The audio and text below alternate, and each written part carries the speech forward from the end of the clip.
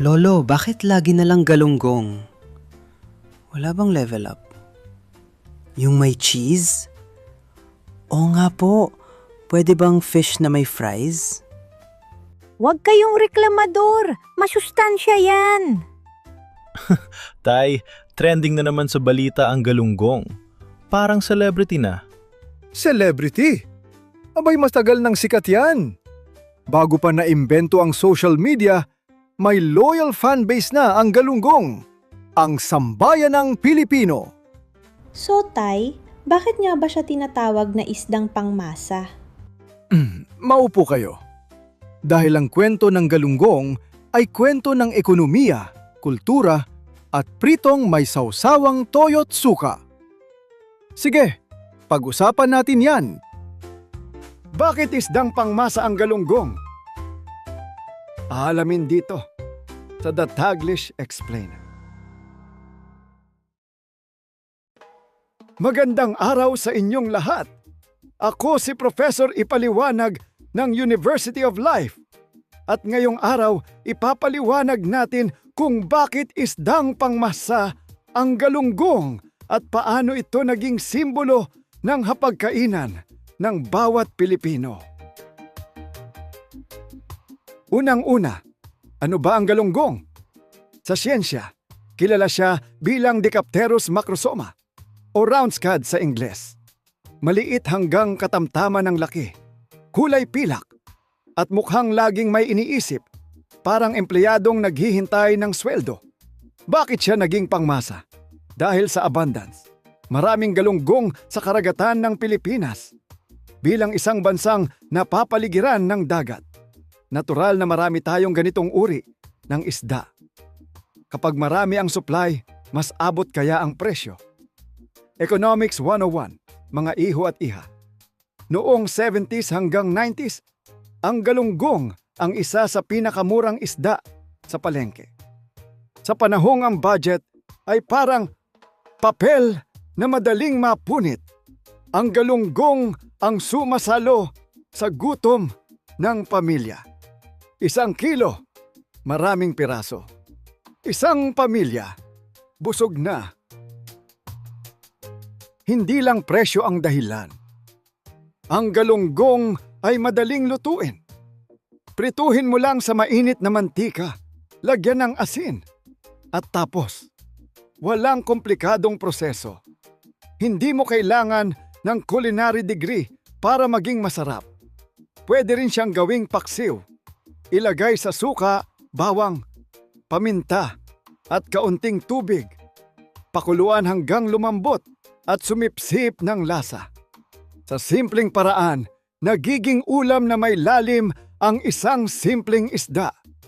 At huwag nating maliitin ang nutrisyon nito.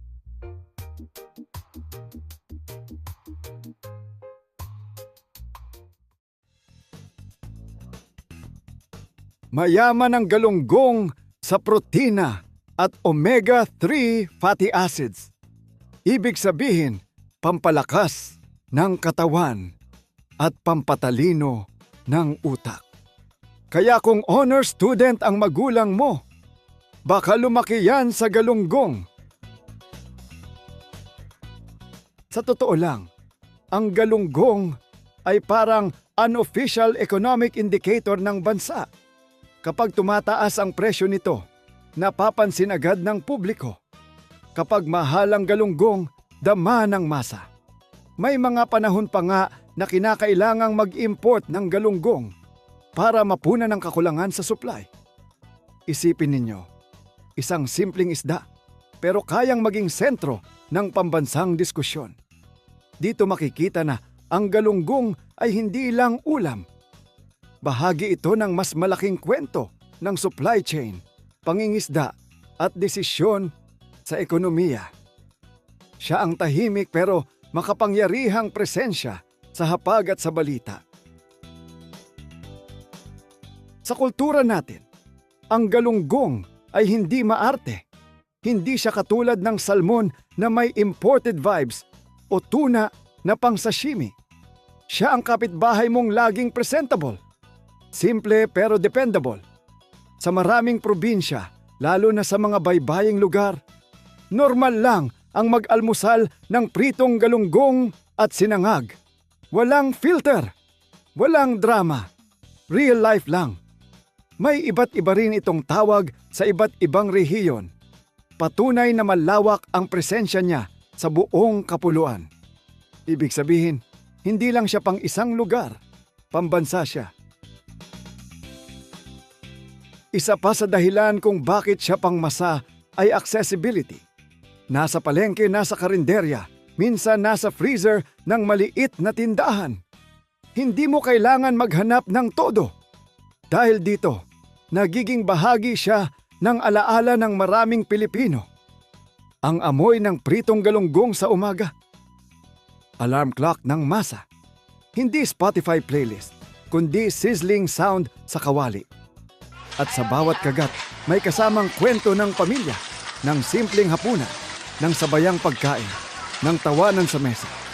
Ang galunggong ay hindi lang pagkain, isa itong memory maker.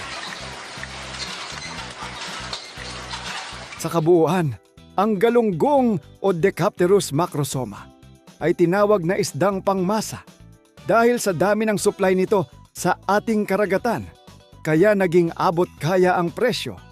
Dahil mura at madaling lutuin, naging regular itong bahagi ng hapagkainan ng maraming Pilipino.